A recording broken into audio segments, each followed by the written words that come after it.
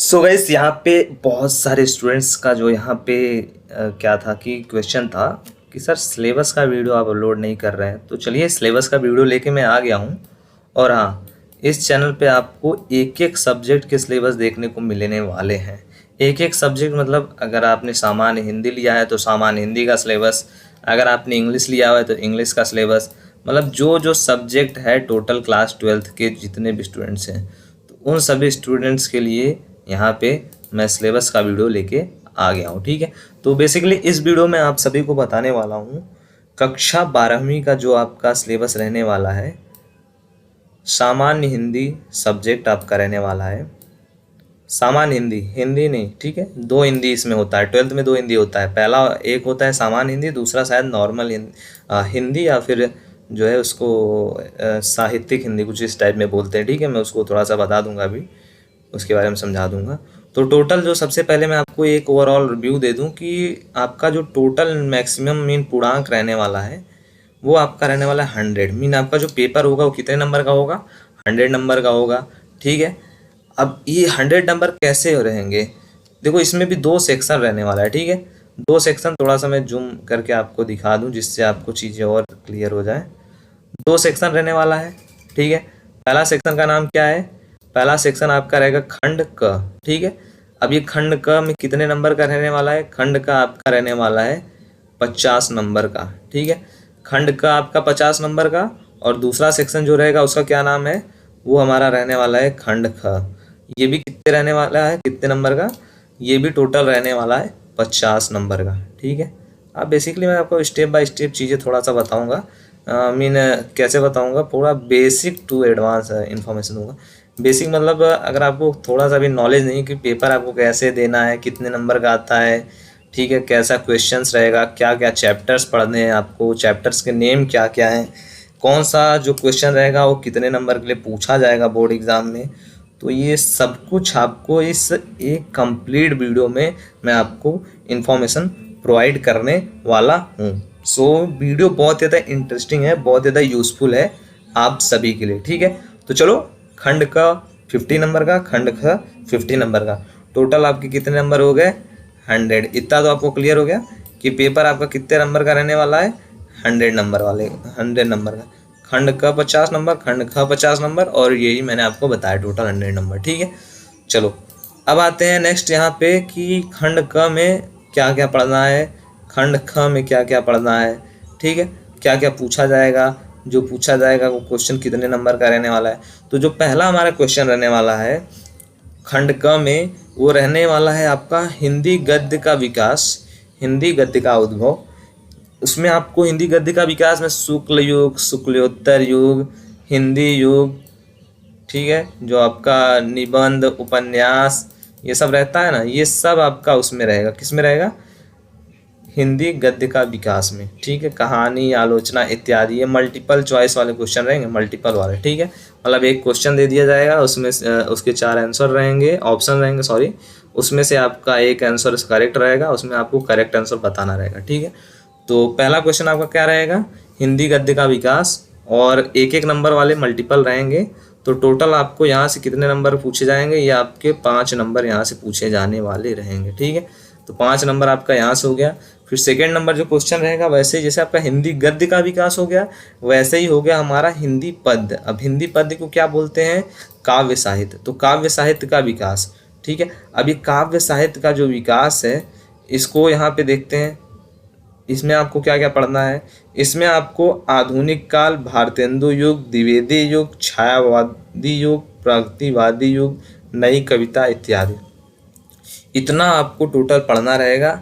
और जब आप इतना टोटल पढ़ लोगे और इसी में से क्वेश्चन पूछा जाएगा, तो ये भी 5 नंबर के ही क्वेश्चन पूछे जाएंगे, मीन एक एक नंबर के 5 क्वेश्चन। ठीक है, चलो सेकेंड नंबर ये क्वेश्चन कंप्लीट। एक तरह से मैं आपको मॉडल पेपर समझा रहा हूँ। ठीक है, कौन सा क्वेश्चन कैसा पूछा जाएगा या फिर कैसा क्वेश्चन आएगा। तो पहला आपका हिंदी गद्य का विकास 5 नंबर, दूसरा आपका हो गया हिंदी पद्य का विकास, या फिर आप कह लो इसको कि काव्य साहित्य। ठीक है, चलो अब देखते हैं तीसरा नंबर। तीसरा नंबर आपका क्वेश्चन है पाठ्यक्रम में निर्धारित गद्यांशों पर आधारित 5 प्रश्न। आपको एक जो है आपका जो रहेगा हिंदी गद्य का हिंदी गद्य में जितने भी चैप्टर हैं उसमें से किसी एक चैप्टर में से आपको कोई एक गद्यांश दे दिया है। गद्यांश आपको मतलब पता है का पाठ का जो आपका चैप्टर है उसके कहानी का एक पोर्शन या फिर एक जो है पार्ट थोड़ा सा 8-10 लाइन का रहता है गद्यांश, वही आपको दे दिया जाएगा। ठीक है, अब उस गद्यांश में आपको 5 प्रश्न पूछे जाएंगे। अब वो एक प्रश्न जो रहेंगे वो 2-2 नंबर वाले 5 क्वेश्चंस रहेंगे।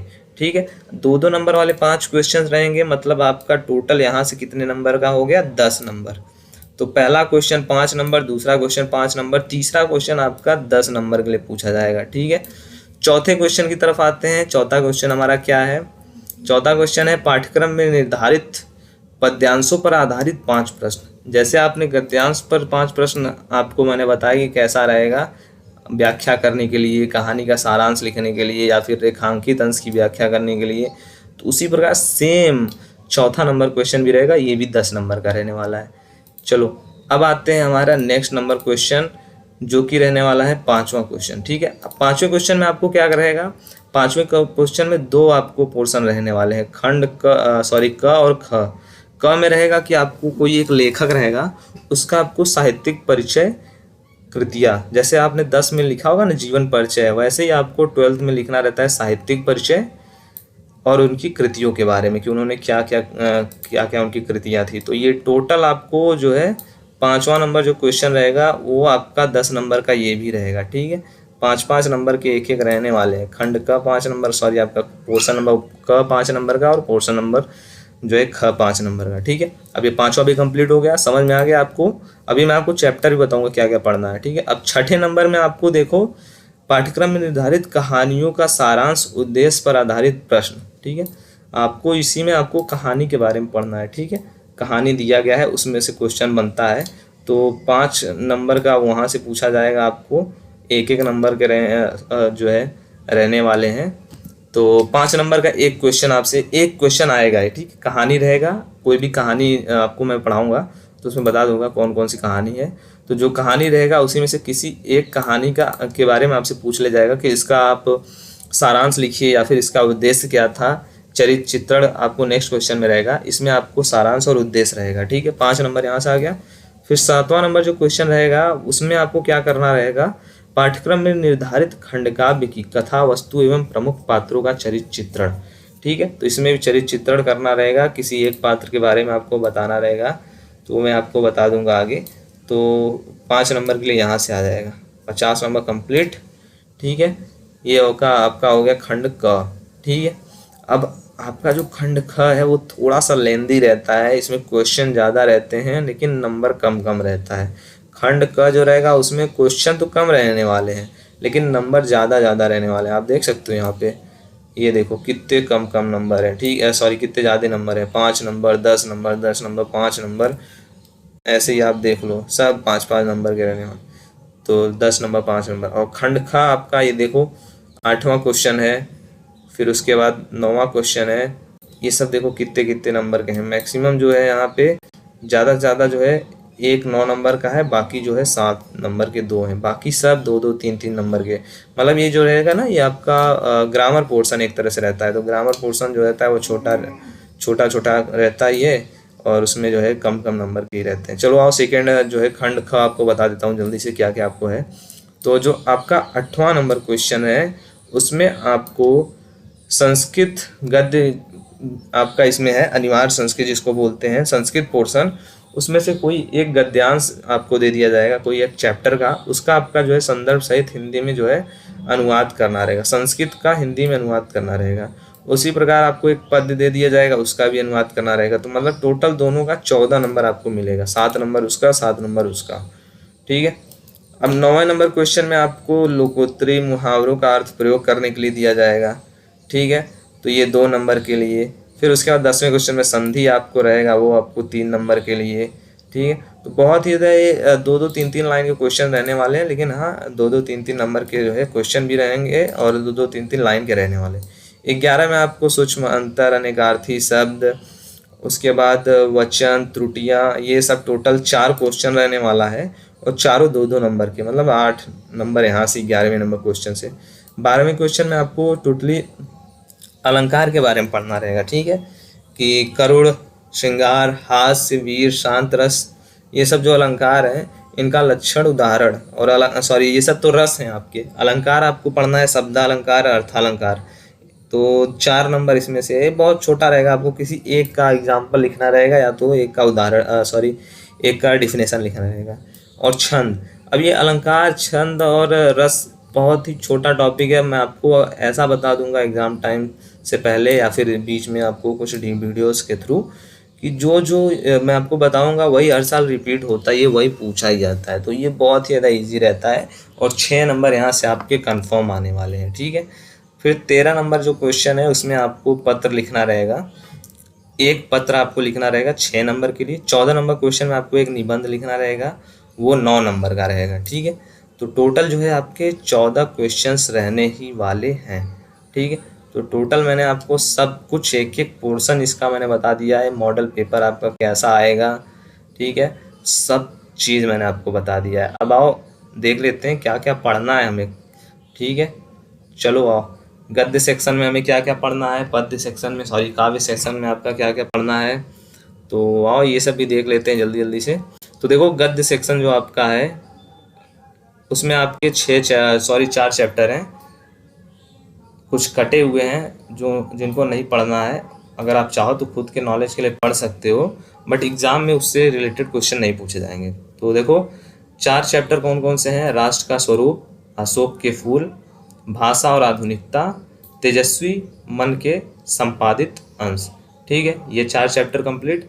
अब आओ देखते हैं काव्य में आपको क्या क्या पढ़ना है, कौन कौन से चैप्टर हैं। तो काव्य में थोड़ा सा जो है यहाँ पे जो है एक्स्ट्रा है गद्य की तुलना में। तो देखो यहाँ पे कितने चैप्टर हैं टोटल यहाँ पे 1 2 3 4 5 6 7 है, 7 चैप्टर यहाँ पे आपको पढ़ना है काव्य में, ठीक है। तो कौन कौन से हैं, पवन दूतिका, कैकेयी का अनुताप, श्रद्धा मनु, गीत नौका विहार, उसके बाद गीत अभिनव मनुष्य, मैंने आहुति बनकर देखा, हिरोशिमा, ठीक है। इतना आपको पढ़ना है काव्य सेक्शन में। फिर जो आपका मैंने आपको बताया ना कथा साहित्य कहानी वाले जो पोर्शन था उसमें आपको ये 3 चैप्टर पढ़ना है, ध्रुव यात्रा, पंचलाइट, बहादुर, ठीक है। ये सब मैं आपको ऑलरेडी चैनल पर कुछ अपलोडेड भी हैं और आपको आगे भी मिलते रहेंगे, ठीक है। तो इसको आप पढ़ लेना, ठीक है। चलो ये देख रहे हो सब आपको अच्छे तरीके से आगे और भी जो है डिटेल में बताया गया है। और संस्कृत पोर्शन में आपको क्या क्या पढ़ना है, कौन कौन से चैप्टर, वो आप देख लो। संस्कृत पोर्शन में आपको टोटल जो है 2 3 4 5 6 चैप्टर आपको पढ़ना है, ठीक है। देख लो 1 2 3 4 5 6। तो पहला चैप्टर आपको कौन सा पढ़ना है, आत्मज्ञ एवं सर्वज्ञ, संस्कृत भाषा महत्तम, जातक कथा, सुभाष रत्नान, मदन मोहन महामना मालवीय, पंचशील सिद्धांत। चलो अब 30% जो कटे हुए हैं, बहुत सारे स्टूडेंट्स मैसेज कर रहे थे सर 30% कट तो गया है, बट वो कौन से चैप्टर्स हैं जो कटे हुए हैं मेन, जिनसे एग्ज़ाम में 2023 बोर्ड एग्ज़ाम में पूछे नहीं जाएंगे क्वेश्चन, तो वो ये रहे हैं। जल्दी से अब आप देख लो, मिस मत करना, आप मत बोलना मैंने बताया नहीं। तो गद्य में आपको कौन कौन से चैप्टर से एग्ज़ाम में नहीं पूछा जाएगा वो आपके सामने यहाँ पे मैं बता रहा हूँ, क्रॉस भी कर दे रहा हूँ, नाम भी लिखा हुआ है। दूसरा नंबर चैप्टर जो था आपका और 5वां नंबर चैप्टर, इससे नहीं पूछा जाएगा। काव्य में आपका जो चैप्टर है वो है मैथिली शरण गुप्त जी का गीत, जयशंकर प्रसाद जी का गीत जो चैप्टर, उसके बाद सुमित्रा नंदन पंत जी का चैप्टर परिवर्तन, रामधारी सिंह दिनकर जी का उर्वशी, ठीक है। अब ये नहीं आपको ये इनसे नहीं पूछा जाएगा बोर्ड एग्जाम में एक भी क्वेश्चन 2023 बोर्ड एग्जाम के लिए, ठीक है। उसके बाद जो आपको कहानी में जो कटा हुआ है चैप्टर वो है लाटी शिवानी, जो हमारी लेखिका हैं उनके द्वारा है, तो इससे भी नहीं पूछा जाएगा। और संस्कृत में आपको पहला जो चैप्टर है उससे एग्ज़ाम में नहीं आएगा, भोजस्य दार्यम। उसके बाद संस्कृत व्याकरण में आपको संज्ञा जो है ये इनके बारे में नहीं पढ़ना है, इनसे नहीं आने वाला है, ठीक है। सर्वनाम नहीं आएगा, काव्य सौंदर्य नहीं आए के तत्व जो हैं भ्रातिमान एवं संदेह ये नहीं आएंगे। 30% आपका जो कटा है, कौन कौन सी चीज़ें आपसे नई सिलेबस से निकाल दी गई हैं वो मैंने आपको बता दिया है। तो आशा करता हूँ आपको सब चीज़ें मैंने स्टेप बाय स्टेप जो है अच्छी तरीके से बताने की कोशिश की है और समझ में भी आपको आ गया होगा 100% में भी। अगर हाँ आपको हेल्प हुआ है ठीक है, तो इस वीडियो के कमेंट बॉक्स में ज़रूर से मुझे फीडबैक में आप सभी बताइएगा, या मुझे हेल्प हुआ है या फिर मुझे हेल्प मिला है आपकी वीडियो को देख करके। ठीक है, बस आपको इतना ही लिखना है, या फिर आप थैंक यू भी लिख सकते हो, मुझे समझ में आ जाएगा और मुझे पता चल जाएगा कि हाँ, आप सभी के लिए जो मैंने वर्क किया है वो सक्सेसफुल हो गया, आपको समझ में आ गई। ठीक है, और उसके सिवा आप अपने दोस्तों को, अगर उनको भी देखना है 30% सिलेबस क्या है क्या नहीं है, तो उनको साथ भी शेयर कर दो, उनको भी समझ में आ जाए, उनके भी जो डाउट हैं वो क्लियर हो जाए। इसलिए मैंने एक एक चीज़, एक एक जो है चैप्टर आपको बताया, एक एक टॉपिक आपको बताया, जिससे बाद में आपका कोई इशू ना हो। ठीक है, क्योंकि अगर आप समझोगे ही नहीं तो पढ़ोगे कहाँ से। ठीक है, तो चलो मिलते हैं आप सभी से नेक्स्ट वीडियो में, तब तक के लिए सभी को जय हिंद, जय भारत, वंदे मातरम।